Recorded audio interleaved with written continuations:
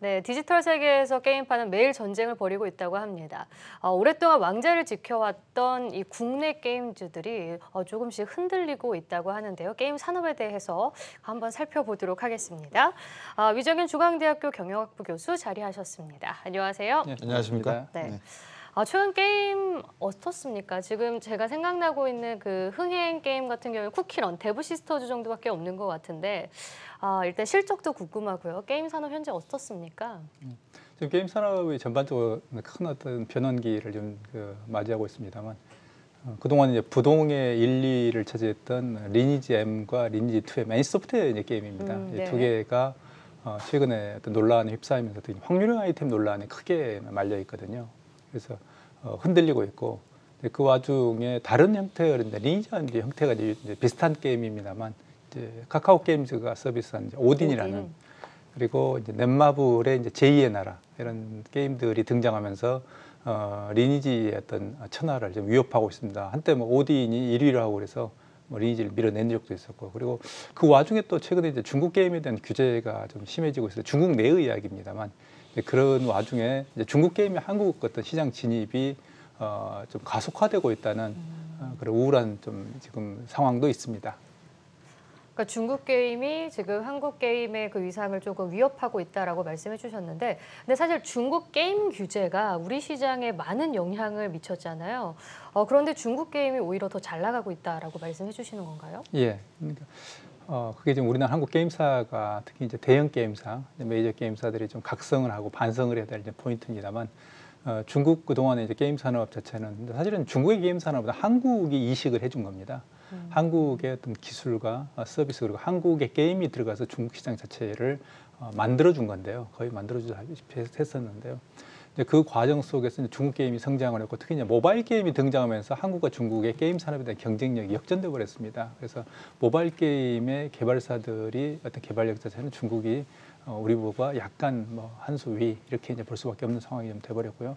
그러다 보니까 중국 내에서 이제 막대한 어떤 자본과 인력을 동원해서 만든 게임들이 중국 내에서 이제 규제가 된 중국은 지금 현재 일주일에 뭐 우리로서는 좀 상상이 안 됩니다만 일주일에 3시간, 그러니까 주말과 휴일에, 그러니까 즉 휴일에 3시간, 하루에 1시간씩밖에 할 수 없는 청소년들이 이런 규제가 지금 가해지고 있습니다. 그러다 보니까 중국 게임이 해외로 탈출하려는 그런 어떤 압력이 강해지고 있고 그 1차 타겟이 지금 한국 시장이 되고 있습니다. 그래서 향후에도 이런 중국 게임의 어떤 강세가 좀 이어지지 않을까라고 좀 우려하고 있습니다.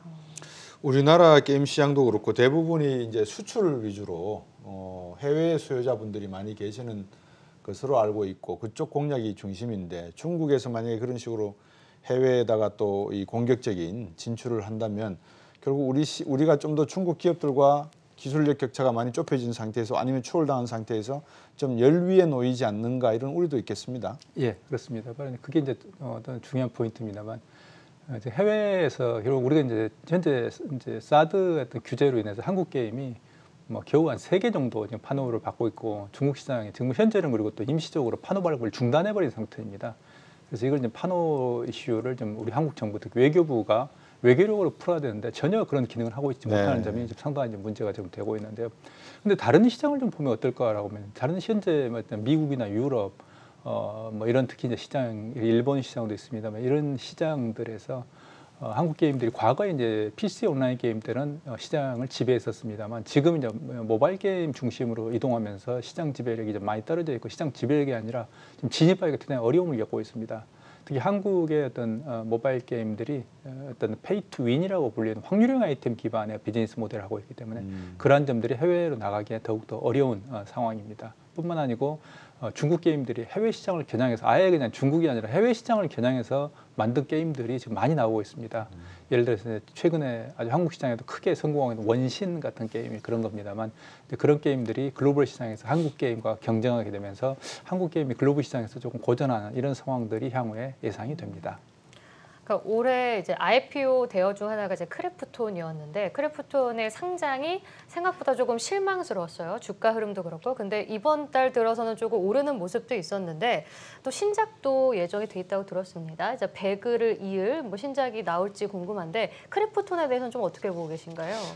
그 이제 그 전에 이제 크래프톤 상장 직전에 네. 이 그 방송에 또 나와서 그때 이제 크래프톤에 대해 예측을 한 바 있었습니다만 그때 이제 제가 했던 이야기가 뭐냐면 좀 그 과다평가, 이제 과대평가되어 있다라는 네. 이야기를 했습니다만 이제 이유는 이제 두 가지입니다. 하나는 이제 배틀그라운드 어떤 자체가 하나가 전성기를 지나는 즉 정점을 지난 게임이다. 정점을 지난 게임이면 결국 이제 하강기로 들어설 수밖에 없다라고 이야기를 했고 이제 배틀그라운드가 하강기에 들어서기 전에 차기작이 나왔어야 되는데 그게 안 됐다라는 건데요. 이제 그런 점에서 여전히 지금 주가는 과대평가돼 있다라고 이제 저는 보고 있습니다.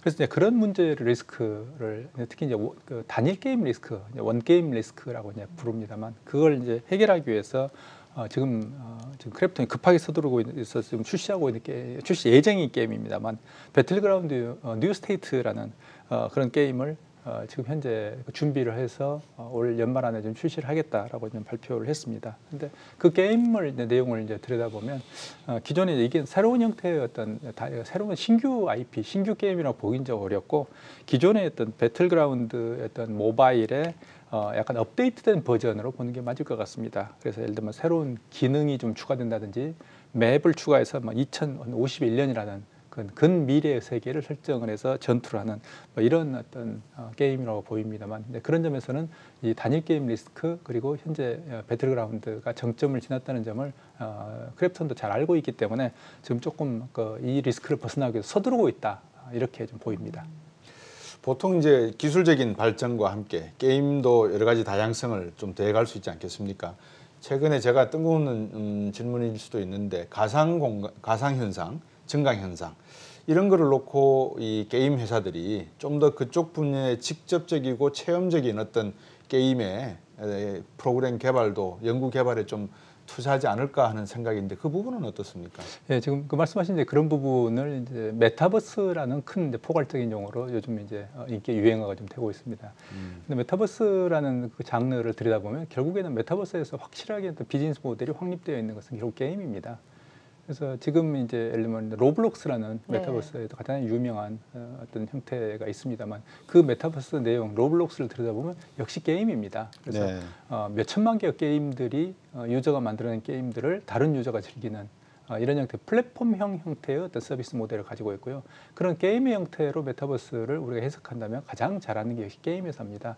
최근에 이제 게임 회사가 메타버스를 흡수해가지고 예를 들어서 가상 아이돌 이런 또는 NC가 그렇습니다만 AI하고 빅데이터 기술, 이제 게임 산업에서 육성한 기술입니다. 그걸 기반으로 해서 예를 들면 엔터, 클랩이라는 엔터 회사를 설립을 했었는데 그런 엔터로 확장을 한다거나 또는 그 게임에서 육성한 기술을 가지고 넥슨 같은 경우에 금융회사 쪽으로 진출한다든지 이런 어떤 새로운 형태의 어떤 활발한 활동을 좀 보여주고 있습니다. 그래서 향후에 이제 메타버스가 현재 아주 굉장히 뜨거운 어떤 이슈가 되고 있습니다만 게임 회사들이 할 수 있는 영역이 거의 메타버스의 대부분의 영역입니다. 그런 점에서는 뭐 VR, AI를 포함해서 대단히 중요한 역할을 할 것으로 생각합니다. 네. 그렇다면 저희가 또 다시 또 국내 게임 중에서 이제 NC 소프트에 대한 이제 주가 하락이 상당히 많은 이슈가 되었잖아요. 그래서 이제 다음 달에는 도쿄 게임쇼에서 뭐 새로운 게임 공개를 예고를 했다라고 지금 하고 있는데 구원투수가 될 수 있을까요? 어떻게 위기를 벗어날 수 있을지 궁금한데요. 네, NC소프트가 최근에 대단히 많은 논란에 좀 휩싸여 있습니다. 특히 이제 블레이드 소울 2라는 모바일 게임을 출시하면서 그것도 기존에 이제 문제가 됐던 확률형 아이템에 기반한 그리고 확률 자체가 아주 낮게 설정이 돼 있어서 논란을 다시 이제 부추기고 있습니다만 그런 점에서 이제 주가가 거의 한 40% 하락을 했고요. 그리고 어떤 규제하고 정부의 규제하고 유저의 어떤 비난 양자에 지금 몰려 있기 때문에 대단히 이제 어려운 상황에 있습니다. 뿐만 아니라 이제 향후에 이걸 이제 돌파할 수 있는 현재 카드가 특별하게 보이지 않는다는 이제 이런 점도 있습니다만 이제 NC 측에서 이제 제시하고 있는 그 카드가 이제 리니지 W라는 게임입니다. 그래서 해외 시장에 초점을 두고 즉 글로벌 진출을 위해서 현재 난관을 돌파하겠다. 그리고 리니지 시리즈에 정점을 찍겠다라는 아주 김택진 대표가 의욕적인 어떤 발언을 했습니다만 내용을 들여다보면 결국에는 이제 리니지라는 어떤 게임의 이제 글로벌 확장 버전이라고 좀 보입니다. 예를 들어서 결국은 이제 리니지가 가지고 있는 공성전이라든지 전투 시스템 이런 것들을 국내는 혈맹들끼리 국내 유저들끼리 전투를 했습니다만 그걸 이제 각 국가별로 예를 들면 뭐 일본, 대만, 뭐 이런 한국 이런 각 국가별 대항전을 하겠다는 그 발상인데 그런 것들이 현재 이제 리니지가 가지고 있는 성격을 볼 때 리니지 같은 어떤 형태의 확률형 아이템 기반의 즉 페이 투 윈의 즉 돈으로 아이템을 사야 이기는 시스템은 서구 유저들이 아주 싫어하는 시스템입니다. 공정함을 훨씬 더 중요하기 때문에 이제 그런 점에서 볼 때 리니지 W가 이제 해외 진출용이라고 하지만 결국 해외로 갈 수 있는 것은 기존의 리니지가 한번 성공한 경험이 있는 예를 들면 일본이나 대만 조금 더 확장하면 러시아 정도이기 때문에 그런 점에서는 이걸 이제 글로벌 버전용이라기보다는 또 한 번 국내용이 되지 않을까라는 그런 우려를 지금 가지고 있습니다. 또 카카오 게임즈의 오딘 그리고 펄어비스의 도깨비 이런 게임에 대한 기대감이 있었는데 현재는 조금 주가 흐름이 좀 선반영되면서 좀 부진한 상황인데요. 이 게임들에 대해서는 좀 어떻게 보고 계신가요? 예, 지금 카카오 게임즈의 이제 오딘 같은 경우는 이제 국내 시장에서 보면 이제 리니지를 위협하는 오랜만에 나오는 아주 좋은 게임이라고 볼 수 있습니다만 역시 이제 한계는 리니지 형태의 큰 게임 시스템을 좀 벗어나지 못했다. 그래서 오딘 같은 경우는 이제 별명이 뭐냐면 북부형 리니지 뭐 이제 이렇게 부릅니다. 왜냐하면 북부의 신화에 이제 기반한 어떤 게임이고 여전히 확률형 아이템 자체가 이제 들어있는 어떤 구조이기 때문에 그렇습니다만 그럼에도 불구하고 이제 리니지 식상을 라이트 유저들이 대거 오딘으로 좀 이동을 했던 측면이 있습니다. 그래서 카카오 게임즈는 이제 오딘의 성공에 힘입어서 올해 3분기 정도 실적에서는 대단히 큰 매출 같은 경우에 대체 한 4,500억 정도의 아주 큰 증가를 이제 보일 것으로 예상이 되고 있고요. 도깨비 같은 경우는 이제 펄어비스가 경우에는 이제 게임쇼에서 공개를 했던 것입니다만, 저도 이제 그래픽이라든지 그 내용 이제 구조를 좀 봤습니다만 일종의 이제 메타버스라는 용어를 좀 쓰고 있습니다만 그건 이제 현재 유행에 편승하기 위한 하나의 방법이라고 좀 보이고 있고요. 내용을 보면 이제 어드벤처 게임에 좀 가깝습니다. 하지만 이제 어드벤처 게임 우리 이제 국내에서 주로 이제 게임들이 전투하고 경쟁 이런 어떤 공성전 이런 여기에 이제 근거한 어떤 게임들이 굉장히 많은데 레벨업도 마찬가지고요. 그런 점에서 가족이 할 수 있는 어떤 어드벤처형의 게임이라는 것은 정말 새로운 도전일 수밖에 없고 그만큼 리스크도 커집니다. 그런 점에서 도깨비가 그래픽과 소재, 예를 들면 한국적 소재를 많이 집어넣는데요. 그런 점에서 대단히 어떤 신선한 어떤 충격을 주고 좀 자극을 주고 높은 평가를 받고 있습니다만 그게 과연 게임으로서 성공할 수 있는가? 이건 또 이제 지켜봐야 될 문제입니다. 그래서 어드벤처형, 그러니까 메타버스형 게임이라기보다도 어드벤처형 게임으로서 이게 성공할 수 있는가를 우리가 이제 출시 때 좀 지켜봐야 될 것 같습니다. 네, 교수님께서는 혹시 오딘이나 도깨비 게임 해보셨나요? 도깨비는 아직 출시가 안 된 게임이고요. 네, 오딘 해봤습니다. 어떠셨나요? 역시 그러니까 북구형 리니지란 말이 맞긴 맞습니다. 그래서 우리나라 게임 전체가 가지고 있는 그런 근데 한계를 여전히 극복은 하지 못하고 있습니다만, 그러니까 결국에는 큰 범주에 보면 리니지 라이크라고 불립니다. 리니지 아류 이렇게 불립니다만, 이제 그런 점에서 올 때 뭐 그런 점에도 불구하고 예를 들면 이제 새로운 소재, 그러니까 기존의 어떤 IP 우려먹기를 하지 않았다는 점. 그리고 리니지가 가지고 있는 그런 어떤 유저들로부터 비난받았던 한계들을 예를 들면 확률형 아이템 말고도 확정형 아이템이라고 이제 있습니다만 그런 확률이 아니고 그냥 구매하면 확실하게 아이템을 주는 뭐 이런 구매할 수 있는 이런 겁니다. 이런 시스템을 잘 넣고 특히 이제 게임에서 여러 가지 이제 이런 돈과 시간의 밸런스를 좀 잘 잡았다는 점, 이런 점들을 우리가 상당히 평가할 부분이 아닌가 생각을 합니다. 교수님이 강단에 서시면 학생들하고 소통하시는데 상당히 좀 도움이 되겠습니다. 게임을 많이 또 보시고 또 하시고 계시니까 어떻게 보십니까? 교육적 측면에서 중국이 교육 문제 때문에 게임을 규제하는 것을 놓고 일시적이다라고밖에 평가할 수 없겠죠. 앞으로 이 게임 시장의 확장 가능성, 거기에 따른 또 다른 신작의 출고 가능성은 더 높다 이렇게 봐도 되겠습니까? 예, 그렇습니다. 그래서 저는 이제 학교에서 오히려 학생들보다 제가 게임에 대해서 더 많이 아는 경우가 제가 이제 20년이 넘게 연구를 했기 때문에 예. 뭐 학생들이 어쨌든 이야기를 하면 깜짝 놀라는 경우가 좀 많이 있고 심지어는 이제 PC방에서 학생들하고 같이 게임도 합니다. 예. 게임도 그래서 PC방에서 게임하면 학생들이 어쨌든 저는 슈팅 게임을 많이 하는데 네. 학생들이 제일 노리는 게 교수를 죽이려고 덤벼듭니다.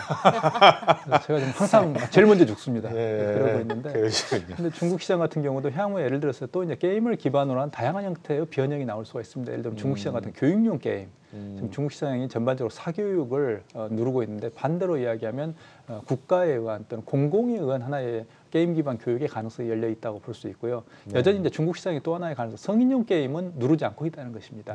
성인용 게임은 여전히 규제를 대상이 되지 않고 있기 때문에 게임 산업 전체를 규제한다고 우리가 볼 필요는 없을 것 같습니다. 네.